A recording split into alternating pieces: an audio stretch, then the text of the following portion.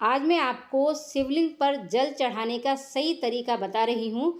जल आपको खड़े होकर चढ़ाना है या बैठकर चढ़ाना है, ये दोनों बातें हम डिस्कस करेंगे और कौन कौन सा जल किस मनोकामना पूर्ति के लिए चढ़ाया जाता है।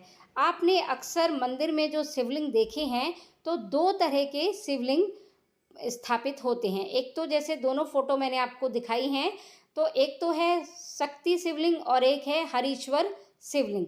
तो शक्ति जो शिवलिंग होता है वो बिल्कुल ज़मीन से टच होता है, वो उठा हुआ नहीं होता, ज़मीन पे स्थापित किया जाता है, ज़मीन से टच होता है और आसपास होती है जलाधारी।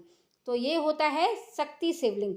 तो जब भी आप शक्ति शिवलिंग पर जल चढ़ाएंगे तो आप बैठकर जल चढ़ाएंगे और आपका जो फेस है वो उत्तर की तरफ होना चाहिए, यानी जो आपका मुंह है, जैसे आप बैठते हैं तो आपका फेस यानी आपका मुंह उत्तर दिशा की तरफ होना चाहिए।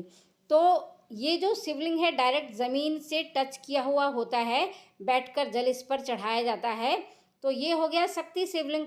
अब दूसरा जो शिवलिंग है वो है हरीश्वर शिवलिंग। ये आप फोटो में देख रहे होंगे कि थोड़ा ज़मीन से उठा हुआ है। तो इस शिवलिंग पर जब जल चढ़ाया जाता है तो खड़े होकर जल चढ़ाया जाता है। अब खड़े होकर भी जो जल चढ़ाते हैं तो दोनों पैर एक साथ नहीं रखे जाते, यानी बराबर में नहीं रखे जाते। तो क्या है कि सीधा वाला जो पैर है, राइट हैंड साइड का जो पैर है, उसको थोड़ा सा आगे किया जाता है और लेफ्ट हैंड वाला पैर पीछे किया जाता है, फिर जल चढ़ाया जाता है। तो जो हरीश्वर महादेव के नाम से भी जाना जाता है और हरि सर्वेश्वर महादेव के नाम से भी जाना जाता है, जो ये शिवलिंग है जो थोड़ा सा उठा हुआ होता है। अब हम देखिए, दोनों शिवलिंग के बारे में मैंने आपको बता दिया। एक पर आपने बैठकर जल चढ़ाना है और दूसरे पर आपने खड़े होकर जल चढ़ाना है। तो जैसा भी मंदिर में आपके शिवलिंग स्थापित हों, उसी तरह से आप जल चढ़ाइएगा।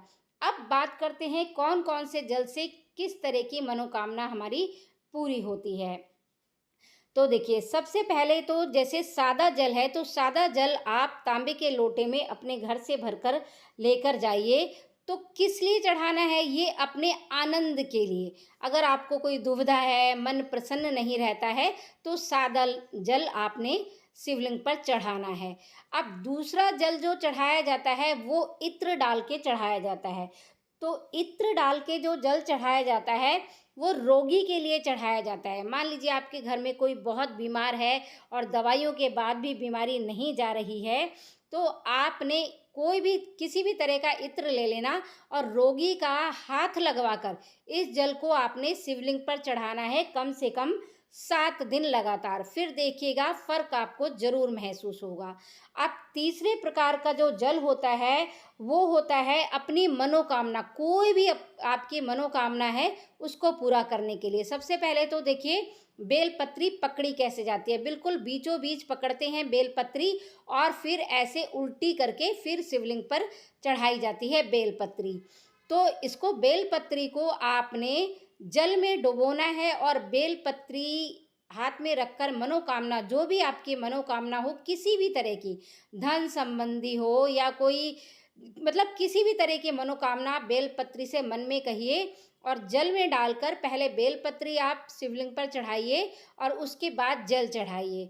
तो जो भी आपकी मनोकामना हो वो भोलेनाथ से आप बोल सकते हैं और इस तरह से जल चढ़ा सकते हैं। और भी जल चढ़ाए जाते हैं, जैसे चावल चढ़ाए जाते हैं। तो चावल को मुट्ठी में लेकर और शिवलिंग के ऊपर बिल्कुल पतली धार बना के चढ़ाए जाते हैं। बहुत तरीके से भगवान को प्रसन्न किया जाता है। तो जिस भी तरीके से आप जानते हो, मैंने अपनी समझ से जिस तरह से जितना मैं जानती थी उतना मैंने आपको बताया। वीडियो पसंद आई हो तो औरों को भी शेयर करना। कोई कमेंट पूछना चाहते हो तो कमेंट ज़रूर कीजिएगा।